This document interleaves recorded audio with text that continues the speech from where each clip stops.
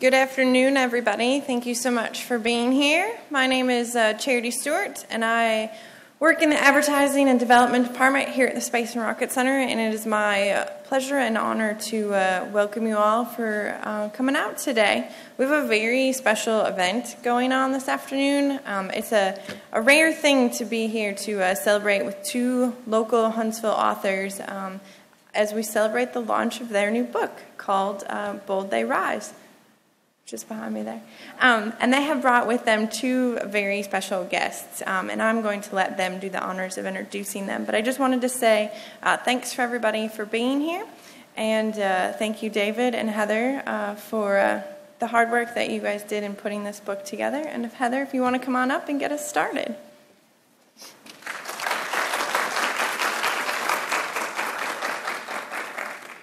Hello. I'm not used to the mic. So thanks everybody for coming. This has been a long time coming. David has been working on this book for, I think, a long time, 8 years. I got brought in at what I thought was the end. It turned out to be the middle. That was 4 years ago. And while the book itself, someone asked me earlier, how long did it take to write? It took about 6 to 9 months, not too long, maybe 12 months once I was brought on board. The rest of it has been a process. It's a marathon, not a sprint, so especially the press that we have. But David's going to fill you in on that. I just wanted to thank the Space and Rocket Center for allowing us to use their fine facilities here today. Amber Williams specifically coordinated this for us, and then Tim Hall in their communications department also. We're excited to be here. Come on in, guys. So this time I'm going to introduce you to David and tell you a little bit about him. First of all, Bold They Rise is David's second book. Several years ago, he co-authored the book Homesteading Space, which is about the Skylab program. He did that with 2 astronauts who were in the Skylab program. All of these books, the Bold They Rise and Homesteading Space, you'll see over here on our signing table, are part of what's called the Outward Odyssey series. It's published by the University of Nebraska Press, and it's chronicling spaceflight. And so you'll see the other books in the series out there. So we were working with other authors and editors to put out this series, and there's more books to come in the series. There are more astronauts writing books. There are more people like me and David who aren't astronauts but who are writers and enjoy telling their stories, writing these books. So David's a Huntsville native. He's a graduate of Huntsville High and of Ole Miss, former newspaper journalist and editor. He's worked the last decade at the Marshall Space Flight Center. He currently supports the SLS program, and he's been a volunteer here at the Space and Rocket Center for 8 years. So at this time, I'm going to invite David to come up and tell you guys how Bold They Rise came about.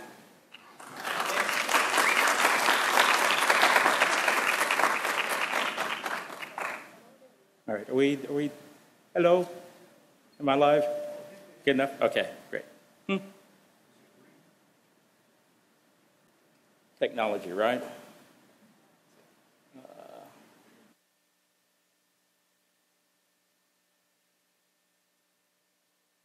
Maybe? Whoa, okay, hey.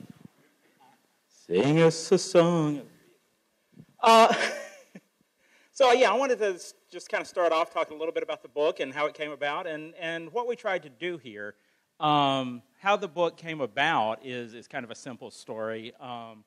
Like Heather said, I had done one book before, the Homesteading Space, the history of the Skylab program, and Colin Burgess is the editor of the Outward Odyssey series, and he is extremely good at knowing the exact moment to ask authors if they want to write a second book.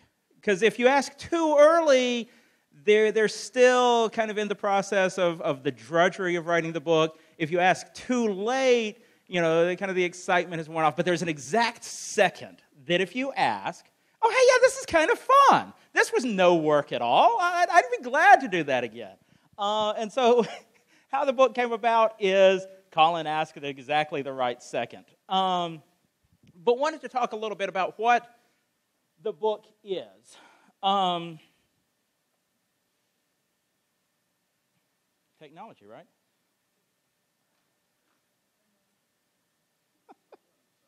Switch on the side. So this is our official book launch for this book. But I've cheated. I've done one talk. We've done one talk about the book before. And I learned in the one talk that I did before that you don't end with this slide, that this is kind of the ending of the book, but you don't end your talk here, because then everybody leaves your talk kind of like this. Some of you recognize this picture. Oh, no, there we go. This picture. Some of you recognize this picture. Some of you may not. This picture was taken on January 28th, 1986. Some people nodding heads. That was the day that we lost the Space Shuttle Challenger.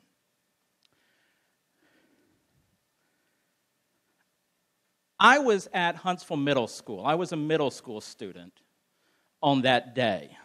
There were a lot of us because this was very exciting for school students. This was very exciting for school students because there was a teacher sitting on top of that thing.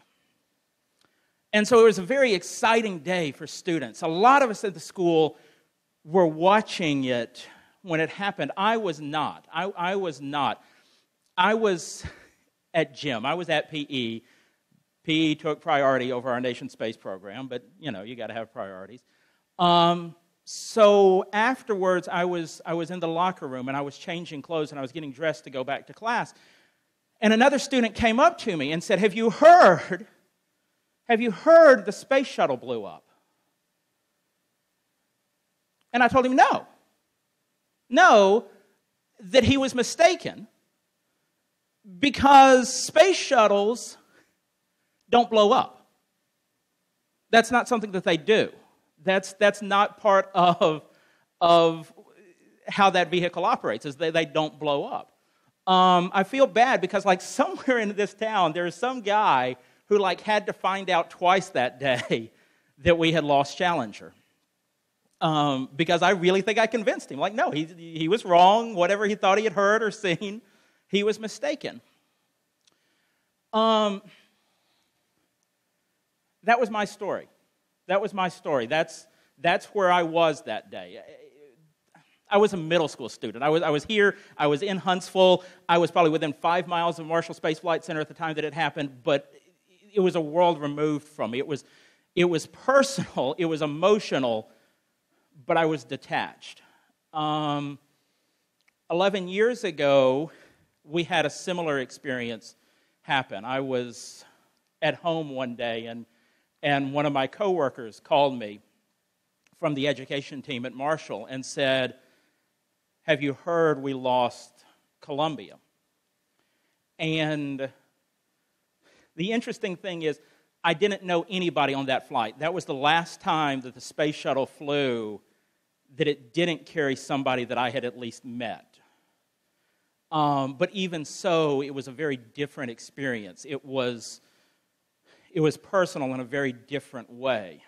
I tell these stories because you have stories like these. How many of you, and a few of you are too young, how many of you remember where you were that day? That's your story. That's your story of where you were, of that experience, of that moment in time. Now, I'm working on this book, and I talked to a friend of mine. I talked to a friend of mine named Dr. Joe Kerwin, and Joe Kerwin was my co-author, one of my co-authors on Homesteading Space. He lived for a month in orbit on Skylab. Dr. Joe Kerwin was the medical examiner for Challenger.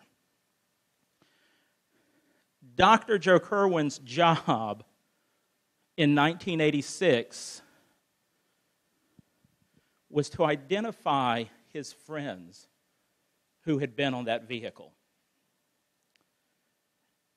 And he's telling me this story, and he's telling me about Bob Crippen telling him, oh, you come back up from Florida, we're not going to find anything anytime soon, and hoping that they never would, hoping that we wouldn't, that NASA, that the nation wouldn't have to deal with that, and then telling me about getting the call again from Crippen saying, yeah, no, we need you to go to Florida. And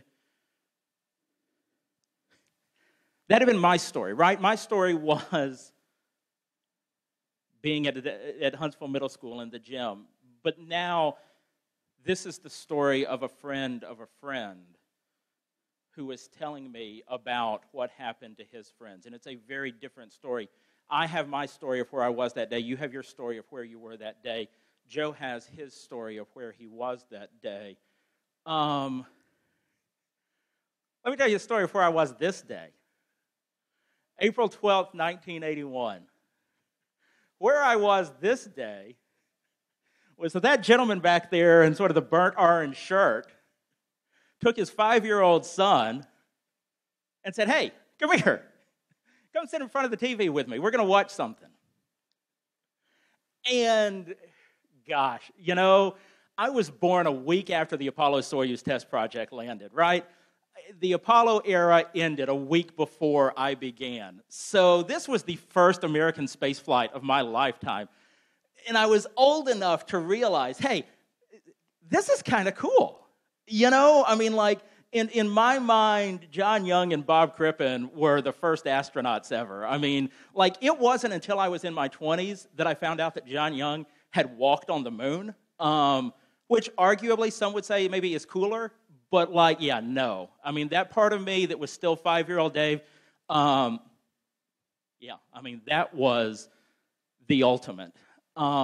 It was an incredible privilege, an incredible honor that we're working on the book. We need to find somebody to do the foreword, send an email to Bob Crippen. Hey, look, would you be willing to do this for us? And he says, yes. Okay, cool. That's great. And so, for me, this story that began sitting in front of the television a few years ago, for that to be able to come full circle and to be able to kind of have my coda, my love letter to the story, have Bob Crippen's name on the front of it next to mine is an incredible experience. The book arrived, my first copy came on April 11th. Came in the mail this year on April 11th. My father's birthday was the day before. We were supposed to have a birthday party for him. I'd gone out and bought him something else that I was going to give him. It's going to be his Father's Day present. Because the next day, I was sick. I was sick that day. I had to miss the birthday party. The next day, the book comes in the mail. And so, the day after that, I get to, for my dad's birthday, on April 12th, on the 33rd anniversary, give him a copy of the book that he started all those years ago. So that's my story about that day. That's my story about April 12th, 1981. There's a few of you in the room who probably have your story of where you were that day. And that's what we tried to do with this book. What we tried to do with this book is to capture that day. What was your story of that day from the people who were living it, from the people who weren't, 5-year-olds with their dad, the people who weren't in middle school gyms, but the people who were, in that cockpit, the people who were, at the stick when the thing took off. Hey, what was that day like? What was that day like? And hopefully we've done maybe a halfway decent job with that. This is John Young at his previous job before STS-1, the last time he flew before that. I've got this picture in there because the book is from inception, from development through Challenger. And that was the assignment that we were given. Our publisher said, here's the book. It's going to be the beginning through Challenger. And I have to end the book with Challenger, right? You tell stories to your kids, and the stories begin once upon a time, and they all lived happily ever after. Well, your job is, you're going to write this book, it's going to begin with once upon a time, and it's going to end with a Challenger accident. Well, why? Why is that the story that we're telling? And the truth is, it is a story. The truth is, it is a story. It's a Greek myth. I have this picture of John Young on the moon Because when Congress said, yes, we are going to do this, we are going to build this thing, we are going to make this thing happen, NASA got on the phone, they told John, and that's where he was standing. This vehicle is the most complex piece of machinery that mankind has ever developed. It's the most ambitious piece of technology humans have ever created. And we did this starting back in the 1960s. We did this starting back in the early 1970s. And that's a good idea if and only if, when you have that idea, there's a guy standing there. Because when there's a guy standing there, can we do that? Yeah, I'm pretty sure we can. I'm pretty sure we can. And for the next 15 years after that, for the first 5 years of the flight program, that attitude persisted. Can we do that? Yeah, I'm pretty sure we can. Can we launch satellites from that thing? Yeah, I'm pretty sure we can. Can we capture satellites and repair them? Yeah, I'm pretty sure we can. Can we do science in this thing? Yeah, I'm pretty sure we can. Can we deploy telescopes? Yeah, I'm pretty sure we can. Can we whatever? Yeah, I'm pretty sure we can. Can we launch in these conditions? Yeah, I'm pretty sure we can. And we learned that there are a whole lot of things we can do, but we had to learn that there are some things we can't do. Does the book end with, and they all lived happily ever after? The book's not the ending. It's incredible to me to have Hoot and Rhea sitting here on the front row, because they lived this story, but they also know that this story was just part of the story. They both went on to fly again in the years afterwards, and what we did in the years afterward arguably outshone what we did in those years. What we have done since, we have done in some ways more maturely, more informedly. We have hopefully learned a few lessons of the past, but we've kept going. So it's not a sad ending or a happy ending because it's not an ending. The story, this adventure, is still going on. But that's kind of what we tried to do here, is just to capture that moment, that experience, that story from the people who lived it, and to give the readers some sense of, hey, what was that day like? So, Heather, if you would do the honors, I will let you introduce our next speaker.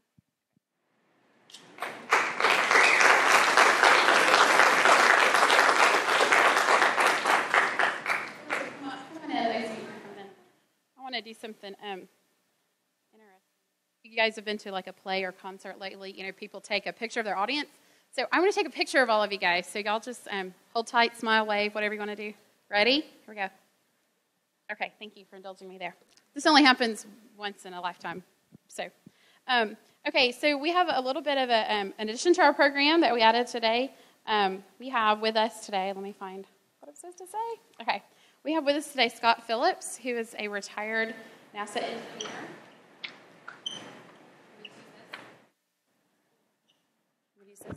Good, okay.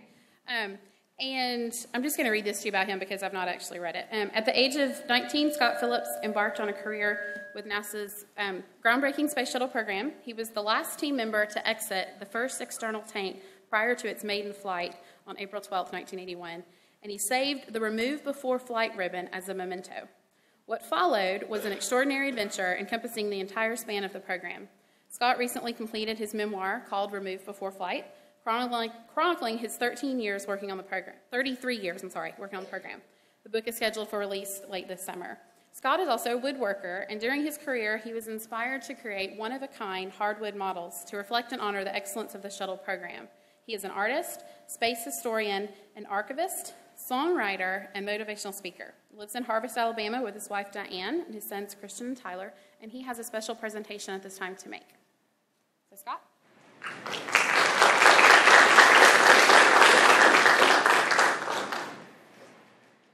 I want to thank everybody coming out. And this is kind of the first time I'm getting up in front of a crowd here like this, and brought my son along. He's videotaped. But I had a tremendous, in fact, David, you make me feel old, because I was 27 when Challenger happened.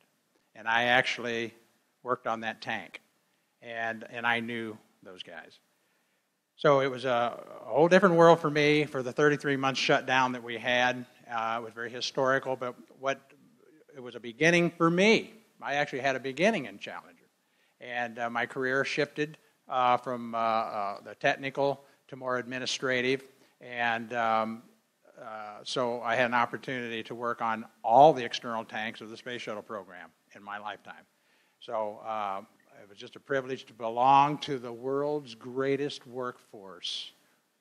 We actually put that shuttle up 135 times, and we came back from 2 disasters.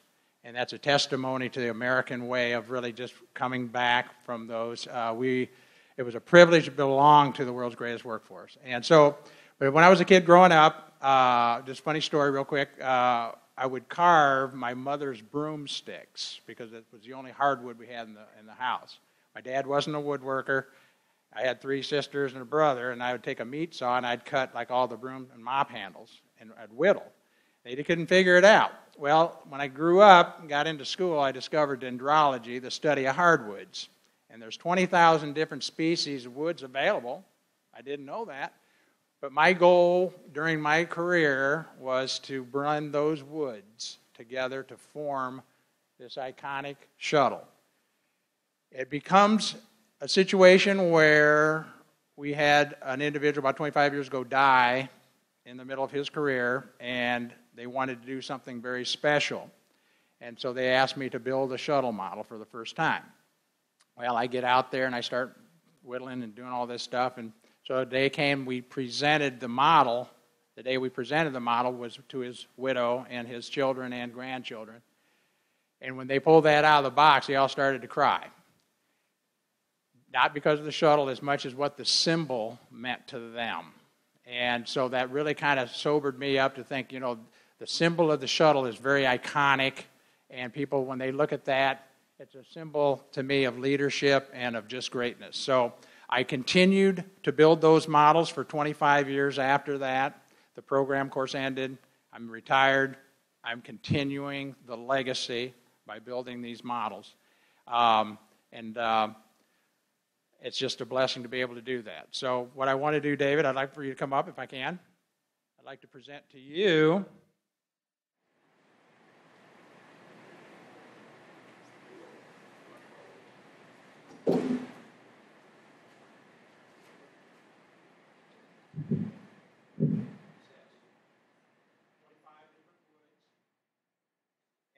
what it represents is the fact is that when the astronauts fly over Hoot, fly over, they don't see borders like we do. They just see one Earth with water and things of that nature. So I build these models as an art piece to represent diversity. And so all these woods come from different continents. So it's really a symbolic element art piece that just shows that we work together in our space activity as a world. So I want to present this to you as an appreciation for helping me on my book coming up, which is going to go a little bit further than your book from 86. So it's going to go all the way to the end. And so we had a lot of good things happen. And I want to remind our generation what was accomplished with Shuttle, but I want to inspire the next generation to reach further. So, thank you.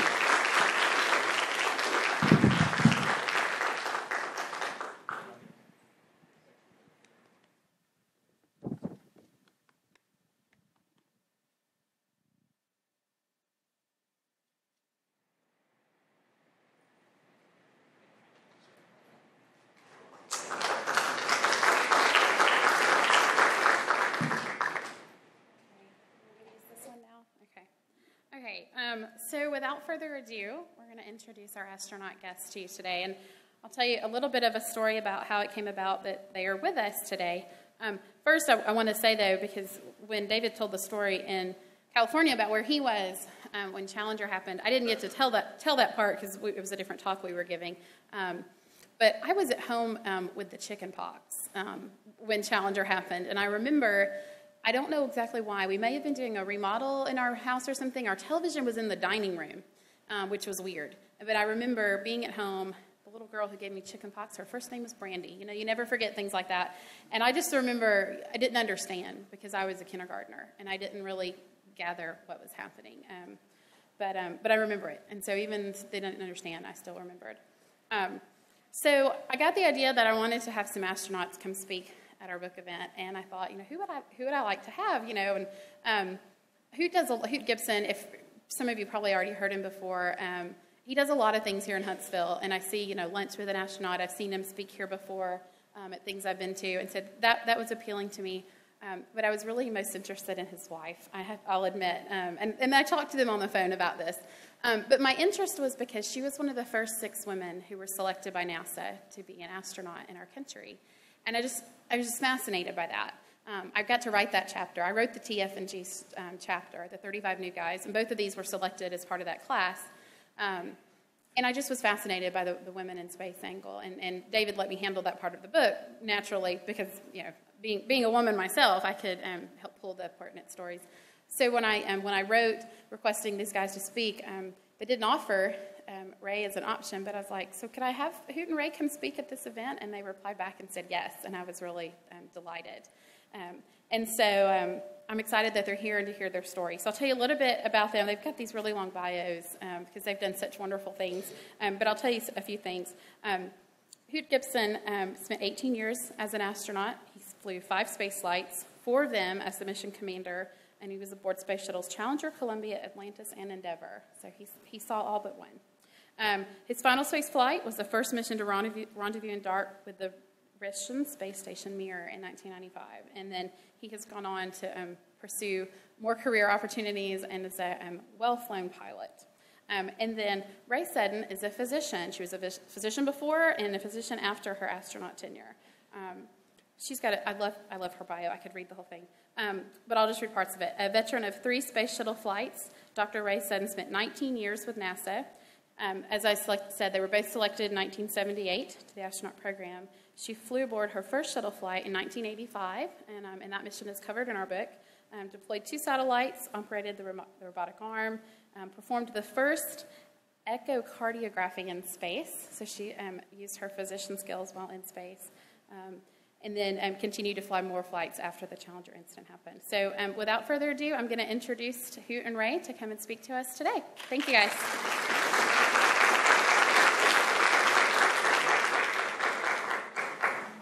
Okay, I guess this works. Yes, it does. Well, hey, thank you very much for all of you coming out here to hear us today. And we are going to talk about the book. Where'd you go? Oh, there you are. Well, Ray and I got to live kind of a unique experience that the 2 of us were the first American astronauts to marry. And we certainly encompass the time frame of this book of, how did we get the shuttle in the background? Well, we just did. Okay. And what a neat book. I pre-ordered it as soon as I saw it, and I guess I pre-ordered it through Amazon, so I've had it for a while. I guess I'm a slow reader. I'm about 2/3 of the way through it, and it really is a fascinating book. Any of you that do read it, I think you're going to find it very enjoyable and very exciting, because it does talk about the whole history of the space shuttle. This is a picture of a wind tunnel model, of course, in the development of it. And they go into this in the book. They talk quite a bit about some of the really critical, important decisions that were made along the way of designing a space shuttle, and how in the world do you put one of these things together, and what's the best way to put it together? How do we design in the amazing kind of flexibility that the vehicle has had over the years? When Ray and I got involved was right when this was happening. Was when this was happening. The end of 1977 is when she and I both interviewed, and at the time, the Space Shuttle Enterprise was just doing the flights that it was doing, starting off with the captive flights on the back of the Boeing 747. And one of the people that we got to meet back at NASA was a man named John Kiker, who was one of the original NASA engineers, who was part of the Space Task Group. It was his idea to put the shuttle on the back of a 747. And I got to be really good friends with him over the years. And he convinced NASA that instead of hanging a bunch of jet engines on the shuttle, the original plan had been, okay, it'll land at Edwards Air Force Base. We'll open up the cargo bay doors, put fuel tanks in, hang a couple jet engines under the wing, fly it to Florida, get it back in Florida, pull all those fuel tanks out, take the jet engines off. He said, that is the most unwieldy thing I've ever heard of. So he built radio-controlled models and proved that this was feasible, and that's how we flew Enterprise from the back of the 747. And as you know, that's how we got the space shuttles around the country everywhere they went. So Ray and I applied at the end of 1977 and interviewed, I think, right after the first 2 flights of Enterprise. And then, as you know, we were both selected in the first space shuttle class in 1978. And, of course, I'm going to put that one down. There were 35 of us, 6 women. The first African-American astronauts were in that group, too. We were famously known as the 35 New Guys. And that's why I have the shirt on. This is our logo. This is the formal one. This is the informal one. It was a very interesting group of people. As I mentioned, 6 women for the first time. There were always questions why no women had been selected before, and NASA had just sort of made that decision, and the requirements were that you were a test pilot early on, and that field was not open to women at the time. So we were happy when the shuttle came along, and they decided that they would select not only pilots, but engineers and scientists to be basically in charge of the payload on the space shuttle. And for the first time, they opened the application process up to women. I think when we interviewed, we weren't sure that they were really going to take women. And when we came in, we were not really sure that they were going to keep women. We thought perhaps they might wash us out along the way and say that they had done what they were supposed to do, but women just couldn't do the job. But that didn't happen. But we did have to go through a pretty exciting training period before we flew. While the shuttle was in the background being developed, all of the people, the 27 astronauts that were still there when we came in, were busy at work developing the space shuttle itself. But the 35 new guys were in charge of getting trained in many different ways to fly aboard the space shuttle. Remember that about half the class were not pilots, and those who weren't needed to learn to fly in the NASA jets. If we weren't pilots, we flew in the back seat, but we were able to handle the communication and the navigation. And the pilots let us learn to fly from the back seat, which we could do, which was most interesting for those of us who had flown small planes. I had about 100 hours in Cessna 150s, little single-engine airplanes that went pretty slow compared to T-38s. This was quite a thrill to get to fly this. But the important thing was it taught us how to be a part of a flight crew, how to handle emergencies as they arose, and how to be helpful to the pilot in flying the plane. So it was very interesting. There were several things we had to learn before we could fly, and that was how to survive if we had to eject from the plane. This is water survival in Florida, one of the first really physical tasks that we had to do as astronaut candidates, as people who had just come into NASA. So it was a little bit of a trial by fire to make sure that the women were comfortable doing things that they had not previously done. And here we are. Well, Hoot says not just the women, perhaps some of the men, too, who had come out of academic backgrounds. We had a number of PhDs that had been... Everybody made it. Thank you, dear. We had land survival, too, in Oklahoma, and I swear that the ground that we parasailed into in Oklahoma was the hardest ground in the world. But we had to do that, too. But this is another kind of plane that we had the opportunity to fly in. This is the NASA KC-135 that would fly up and down kind of like a roller coaster. At the top of each hill, you would get about 30 seconds of weightlessness. And we flew about 50 parabolas per flight, and that's why it was known as the Vomit Comet, as you can imagine, up and down and up and down and up and down, weightless at the top and weighing twice your weight at the bottom. But it was a lot of fun to learn how to float around and be weightless. It not only introduced you to what weightlessness was like, but as we went along, it allowed us to practice things that we would do on our flights in weightlessness itself. So if you could break your experiment or your task down into 30-second segments and fly aboard the KC-135, you had a chance to practice what it would really be like in weightlessness. It also allowed you to sort of equalize things, because in weightlessness, you could be Superwoman.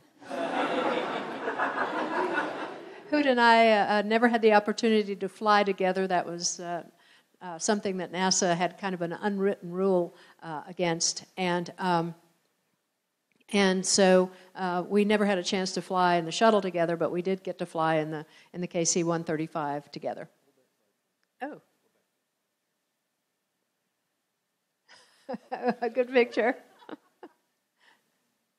But we also had the opportunity to learn all about the space shuttle. We had lectures from previous astronauts. It was amazing to have your heroes come and lecture you on what their flights were like on Mercury or Gemini or Apollo.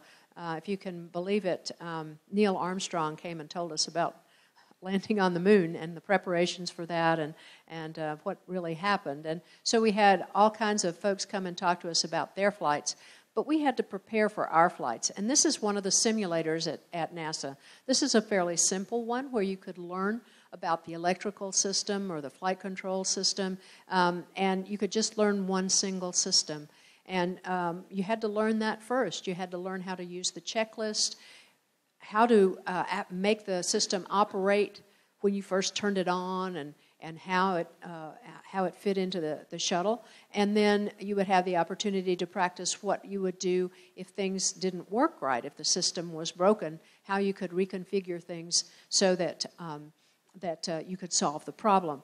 And then once we had the opportunity to learn single systems, you could put them all together into a motion base. It's kind of hard to tell, but this is a cockpit that's up on stilts that would rock back and forth.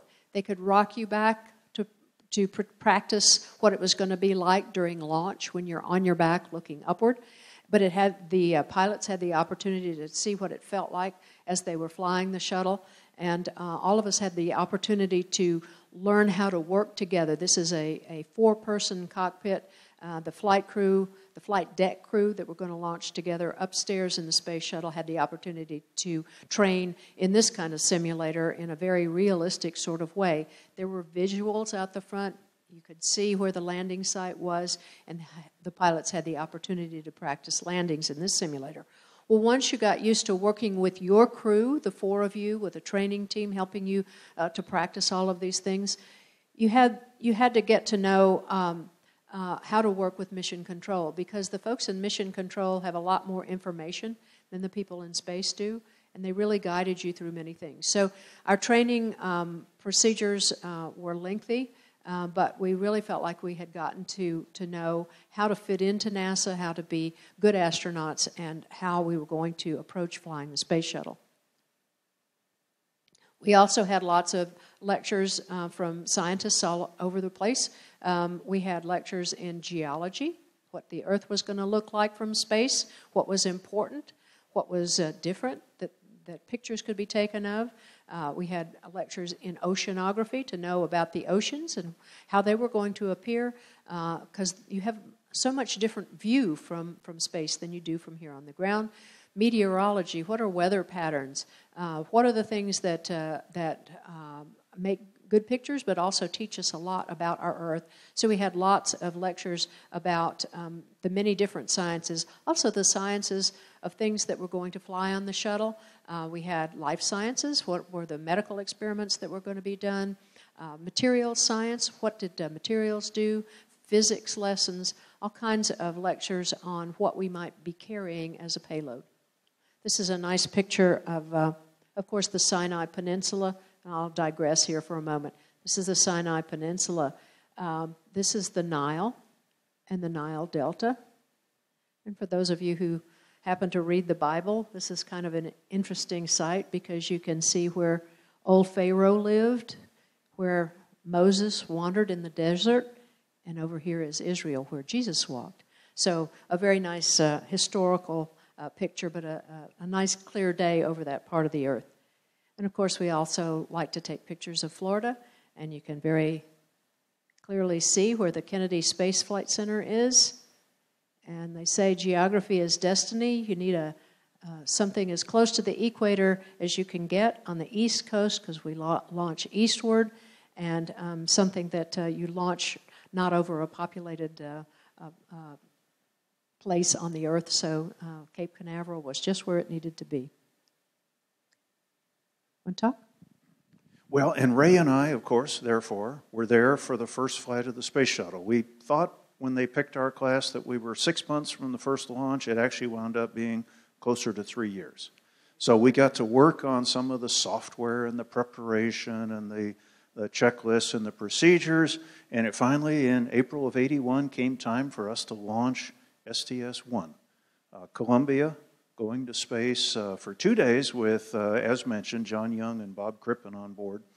And I got to be a chase plane pilot for STS-1 and STS-2, and this was a lot of fun, flying the little T-38s and trying to catch a space shuttle coming back into land. You had to catch him at just the right place. If you caught him too early, he was too fast, you couldn't stay with him, kind of like Wile E. Coyote trying to catch the Roadrunner. But it was really exciting to get to join up next to the space shuttle. And on STS-2, this was a picture actually from STS-2, out of my chase plane right next to Columbia on their way back down. Pretty exciting to be involved in the program from the very beginning. And of course, as we've been saying, the book, Bold They Rise, covers all of this time frame. And then we had something come up right after not right after STS-1, but Ray and I married right after STS-1, and then I'm going to let her tell this story. About a year later, we had the world's first astrotot. So we liked having firsts in our family, and Paul had a little difficulty after he was born, and so he got his first helicopter ride to the big hospital in Houston before he was 8 hours old. So we like to tell him he flew in my belly for about, maybe 50 hours in T-38s until they grounded me from that. And then he got a helicopter ride pretty early in life. So he has a lot of flying.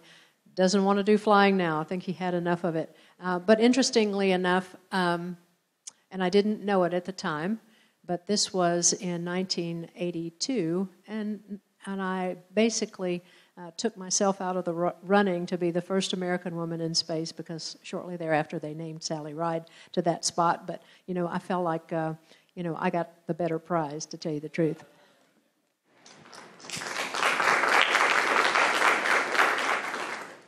Okay, and then it got to be my turn to go aboard Challenger for my very first launch, and this is a picture, there's part of Columbia over there on the left. I think what happened is the background in the PowerPoint has got this background of Columbia in it. So this was the night before launch, and of course, launch is pretty exciting.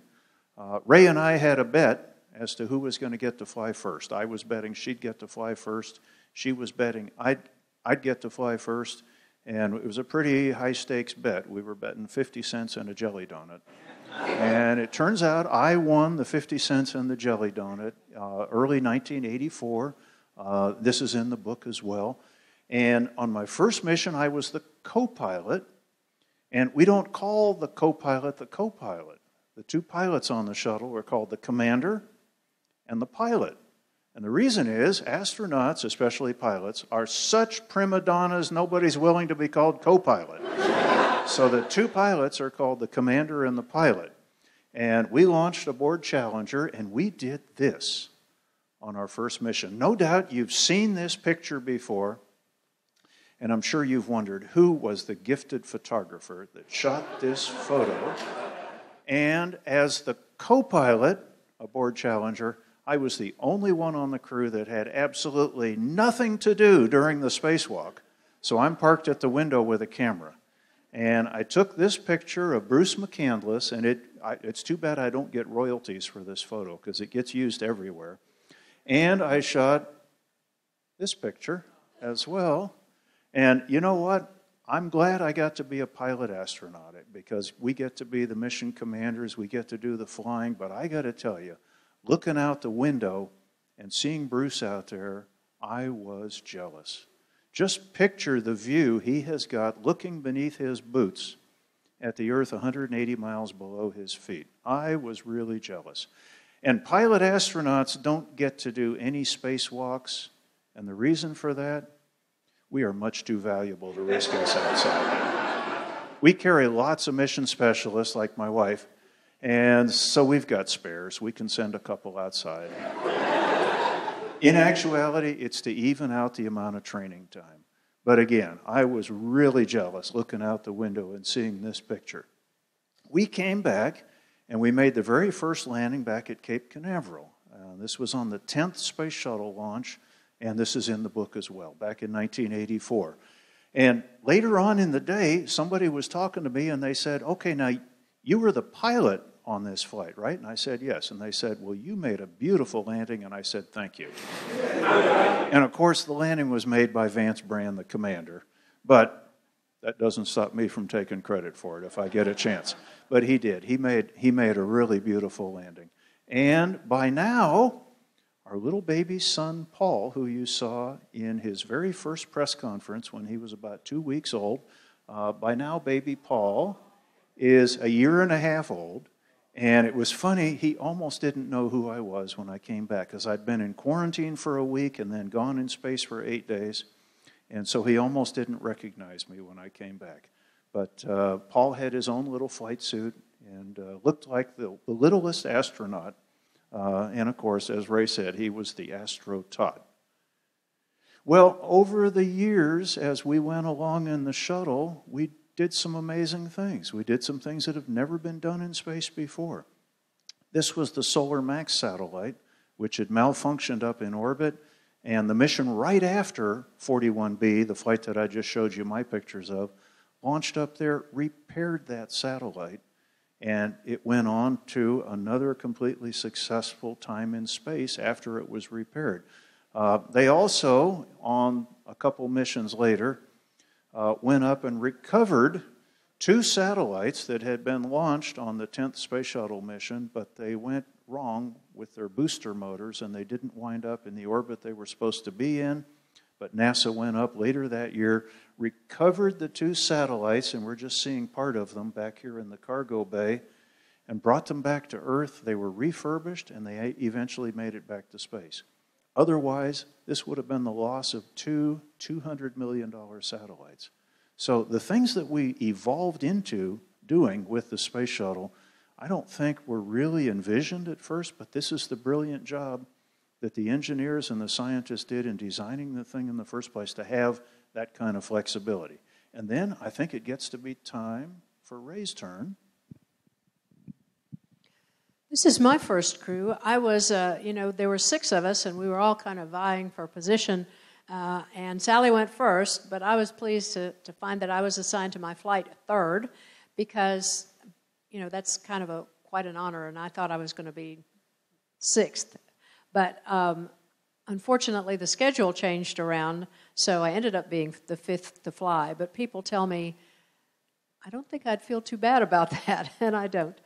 This is an interesting crew. We actually trained. This was the 3rd flight that we trained for because things kept going wrong in the early schedule of the shuttle, and we ended up with a flight that had nothing new about it. We were launching the same old satellites, deploying the same old little satellite, and there was nothing new about it. The only thing that was interesting was that we had the first politician in space on our crew, Senator Jake Garn, up here. the senator from Utah. He was on one of the Senate Appropriations Committees, and he lobbied really hard for a seat on the space shuttle flight. And so back in the day when we flew citizens in space, Jake got to fly with us. Jake had an extensive aviation background. He had flown with the Air Force, with the Navy, and then was part of the Air National Guard. So he knew about flying. He knew about being part of a flight crew, and he actually was a very good crew member. But as we started out, that was the only thing that was any different about this flight than what had been flown before. It did spark some interest when Gary Trudeau, who does the Doonesbury cartoons, did a series of cartoons about Jake. Jake had volunteered to do some studies on space motion sickness, which affected quite a few people once they got into space.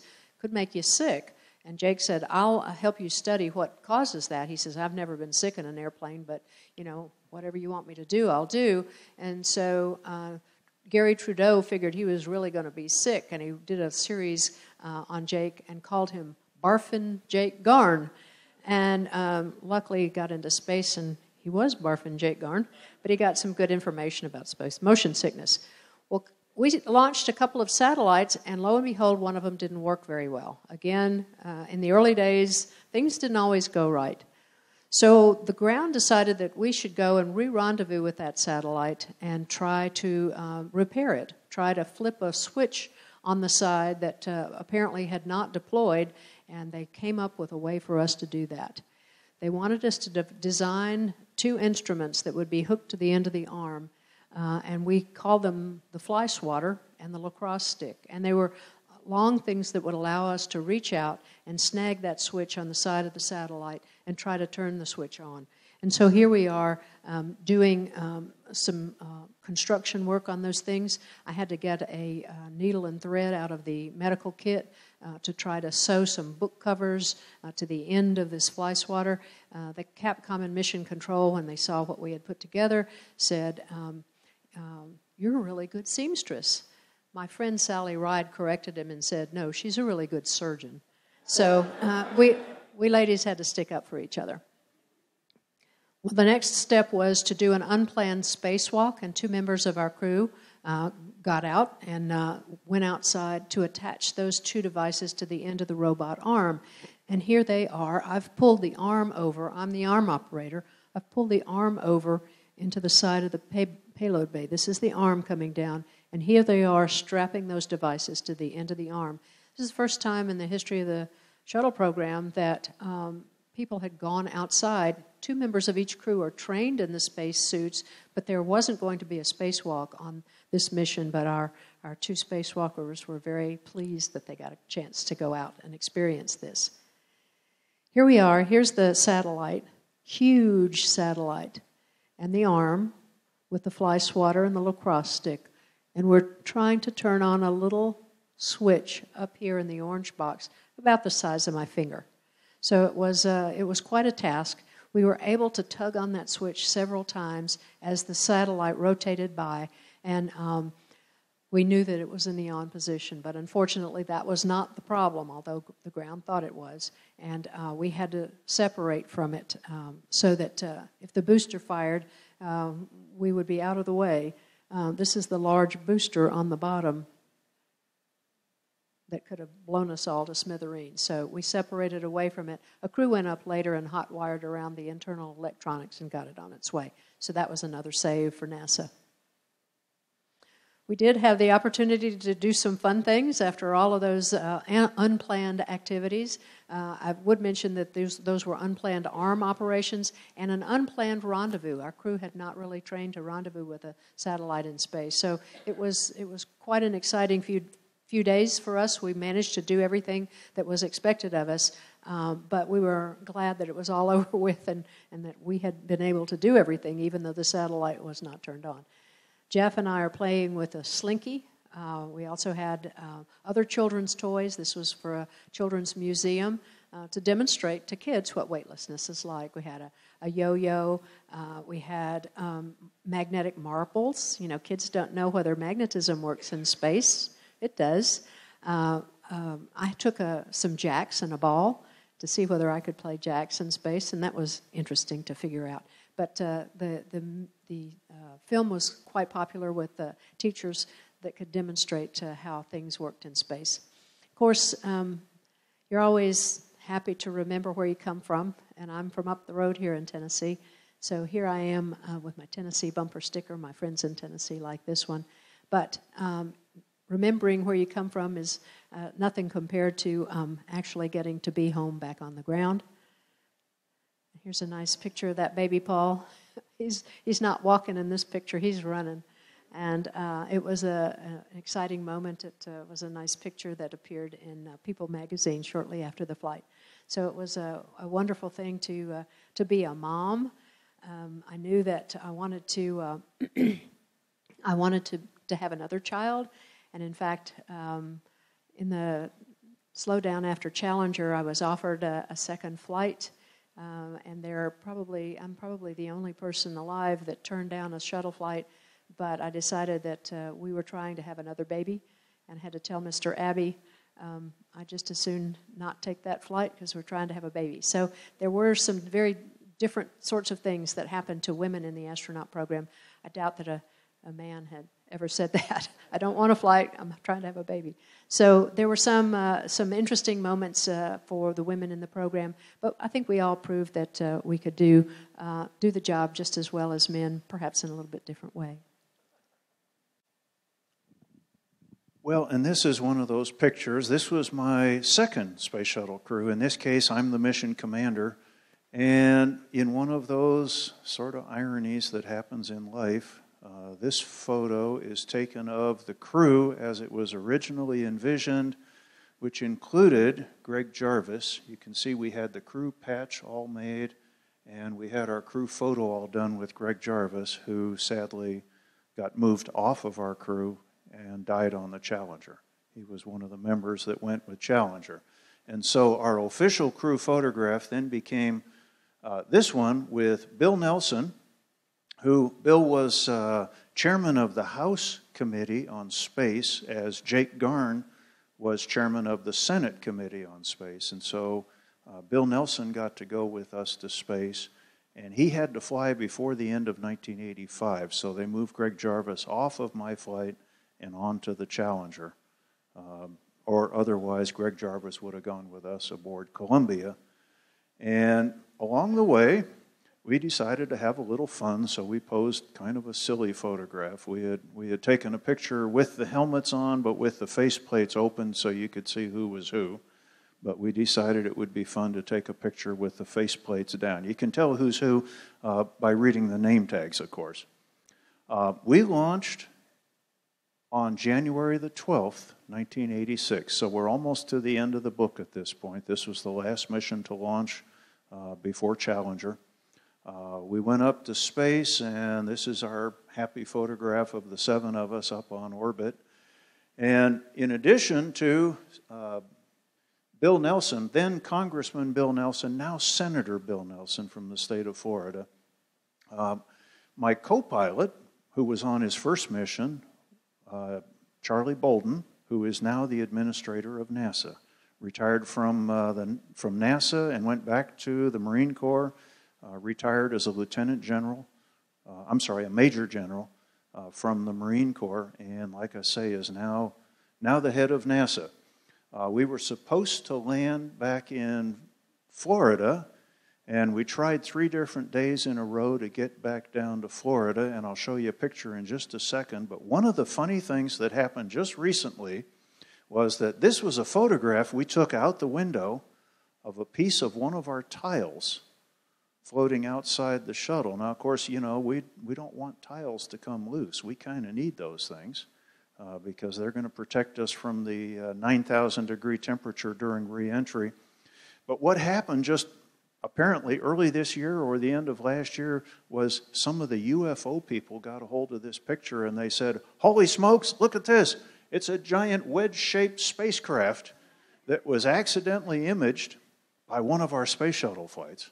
And I actually got interviewed about it to say, okay, what was it? Well, just to have a little fun with it, I photoshopped it and I put windows on it. Because the thought was, okay, Nobody's ever seen this picture before, by the way. I haven't shared this with anybody, so you're seeing it the only time it's ever been shown. But the talk was, okay, in this picture, it's a giant wedge-shaped UFO that's about 2 miles away from us. In actuality, it was a piece of tile about 5 inches long that was right up close to our window. I mean, we could see it out the window, and we could tell this is a piece of tile about not very far away from us. But I thought it'd be fun to put windows on the side of it. Well, we stayed up for 6 days, and the weather refused to cooperate with us. And so finally, Mission Control said, guys, we give up. They kept us up 2 extra days, hoping we could get back to Florida. And they finally said, we give up, go one more orbit around the Earth and land in California at Edwards Air Force Base. Well, that put us into a night landing. And this was the only, at the time, the only unplanned night landing, and may still be the only unplanned night landing that we ever did, because we were supposed to land in Florida right at daybreak. It was only the second time that a space shuttle had landed at night. But I could kind of see this coming, and so Charlie and I did most of our landing training in the dark, did most of our training at night. So we were ready for it. Even though we weren't supposed to land at night, we wound up landing at night. Well, there wasn't a big crowd out at Edwards because we weren't supposed to land there. So we did get to do a little brief statement to the press and say hi to the people there at Dryden Flight Research Center that helped recover us and get us there. And then we hopped in NASA's G2 and flew back home. And this picture looks like, here's baby Paul again. And in this picture, it looks like he's there hugging us and he's real happy to see me. Actually, the reason he looks like he did is because Ray had to drag him over there to him because he was playing on one of the tractors. He was playing on one of the tractors, and we arrived and we showed up, and he didn't want to get off the tractor. And so Ray had to kind of grab him and drag him over to say hi to me. But anyway, this was our triumphant arrival back in Houston after the mission. And again, this was 10 days before we lost Challenger. And as David mentioned, it was a wonderful crew, a wonderful group of people. We knew all of them. Krista McAuliffe, the teacher, was on that one. Greg Jarvis, who had originally been on my crew, wound up being on the crew of Challenger. And I know we've all seen these pictures, and as you probably know, it was a malfunction in one of the booster rockets that leaked, that got worse as it climbed up into space and caused the destruction of the vehicle and the loss of the crew.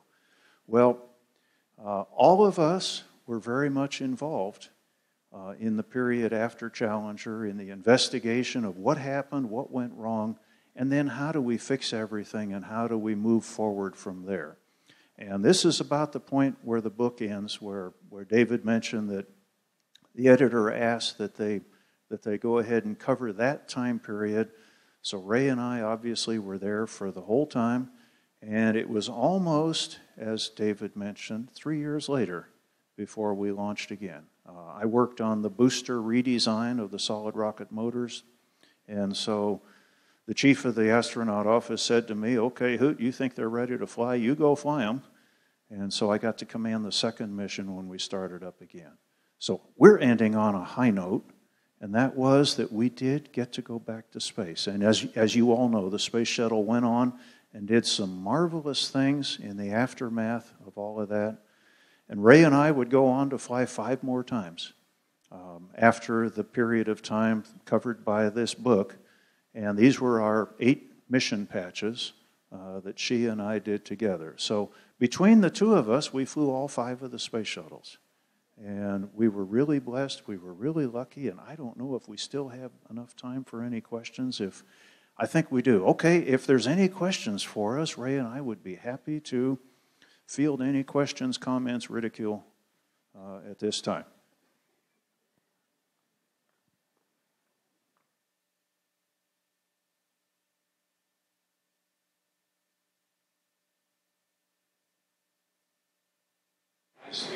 I have a question for Hoot. So,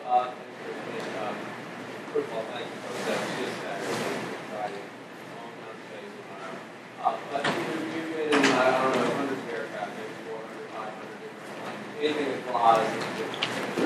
When have you felt the safest in an aircraft? When have you been the most scared in an aircraft?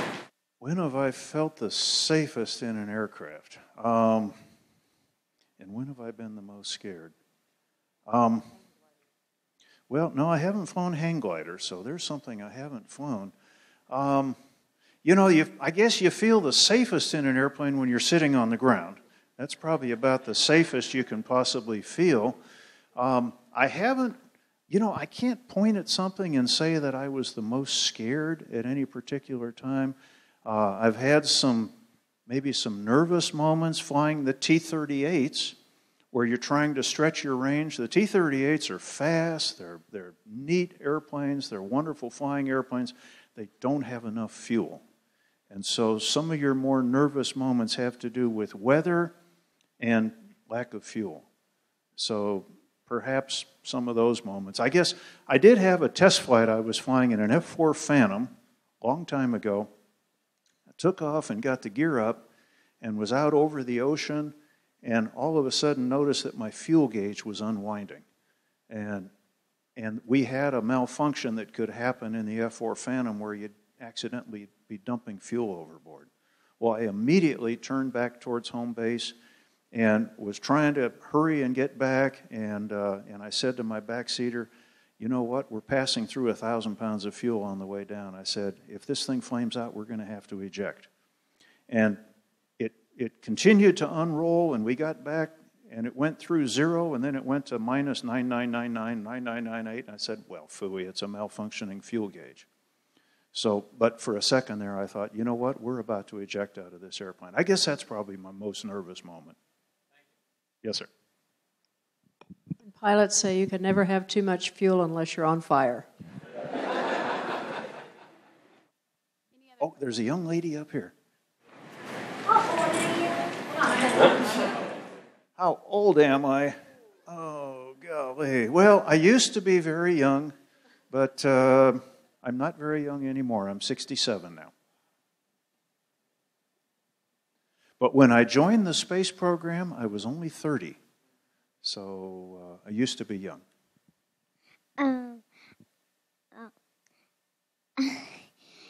This isn't.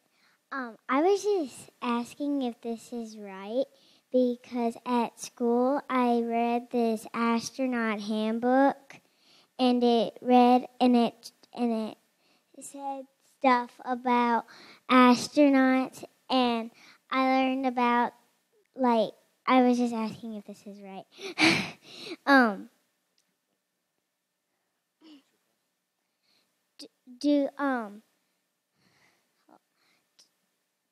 Is the Vomit Comet is the Vomit Comet actually a real rocket? The Vomit Comet was a real airplane. It was a big airplane, and they had taken almost all the seats out inside. And so it was a real airplane, and it flew up and down and up and down and up and down like a roller coaster. So we could practice being weightless, and it was lots of fun, and we learned a lot of things from it. But it was not rocket-powered. It was like a big airplane. Yeah, it was like a big airliner like you would fly on here across the United States. Mm-hmm. I'll add too, just a second. David and I both got to fly on modern versions of the Vomit Comet. You can pay now. There's Zero Gravity is a company that does that. David got an opportunity to do that through his first book, and then he got a second opportunity when we worked at NASA that he passed along to me, which was nice of him to do. So we both have done that too. So good. Okay, it's fun.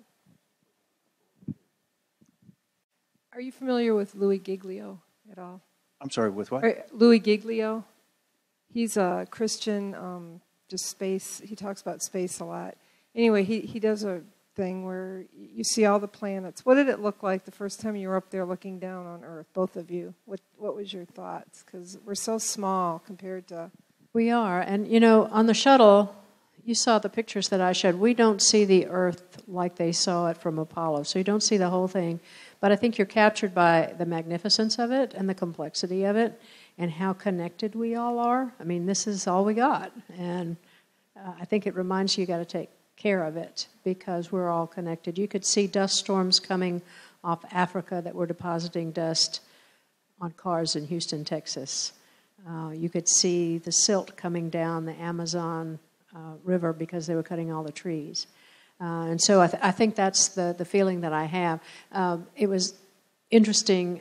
People ask if it was a religious experience. They asked Yuri Gagarin, the first man who flew in space, if he found God in space, and he said no. And they asked one of the Russian priests about the fact that Gagarin did not see God in space, and the priest said, if you don't see God here on Earth, you don't see him in the heavens. So. It's good. Well, those two, Jake Garn was the one that really negotiated it, and he was chairman of the Senate Committee on Space, and so he got approval for the Senate and the House chairman of the space subcommittees to go fly. So those were the only two, and I doubt that we'll ever fly anymore. Any other questions?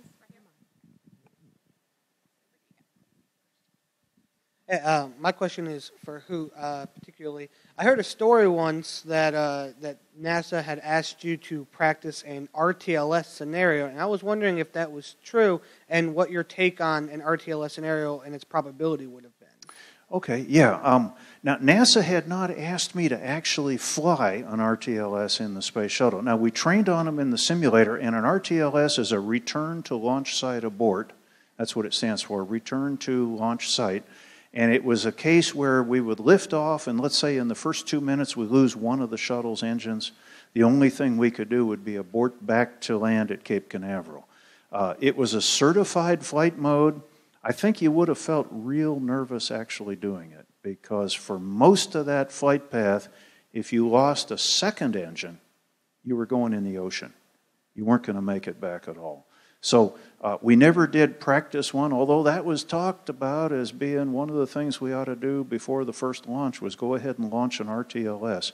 I'm glad we didn't do it, because it would have made you nervous. You're flying backwards for a lot of the flight profile. So we did them in the simulator, certainly, and trained on them very extensively, but thank goodness we never had to do one. Hoot talked about what he did after Challenger, but Ray, what did you do? Were you part of kind of the investigation or fixing things? Actually, I was sent down to the Cape shortly, well, I guess about a month or so, 6 weeks after the Challenger accident.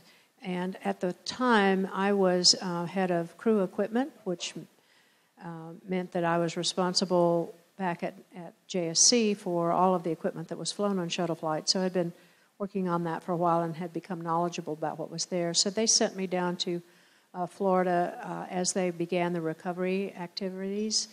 As they brought things up from the bottom of the ocean, I was to help identify them. So that was a difficult task. After that was accomplished, NASA in the downtime asked a number of us to work on projects that help define what we would be doing in the future. And as we were looking at Space Station, I began to work on some things that were there as Hoot was working on the booster. But I think all of us had a number of jobs that we were asked to do. Some people had to support the Rogers Commission that was looking at the causes. So I think we all were made to feel that we were part of the recovery operations. Okay, we have time for one more question, if anybody has one. Okay, great. Then I'll do the last question. I had asked you on the phone the other day, Charlie Bolden was the one that told, or in our interview, told us about Hoot's Law. Can you tell the people what Hoot's Law is? Oh, golly. Yeah, well, Hoot's Law is something that they tell me if you go on the internet and you say, what's Gibson's Law or Hoot's Law, it'll bring this up. I've never gone and looked, so I don't know if that's true or not. But I learned it the hard way. And I learned it in the simulator one day where we had a malfunction in the simulator, and just as quick as lightning, I was going to solve this problem, and I reached over and I flipped the switch and hit the button, only I hit the wrong button. And I shut off all the engines. And I had just killed my entire crew, because you couldn't just shut the engines off in the space shuttle. And so one of the things that I always used to say to my crews was what became known as Hoot's Law, and that was things might be bad right now, but you can always make it worse. And generally the way, and this is just more of the explanation behind it, generally the way you make it worse is by rushing. So don't rush it. Take your time and do it right the first time, because you won't get a second time. You're not going to get a second time. Well, I think we probably babbled long enough. Ray and I and Heather and David are here to sign books for you if you all would like to buy books and have us autograph them. Thanks so much for all your attention. It's wonderful to be here today with all of you.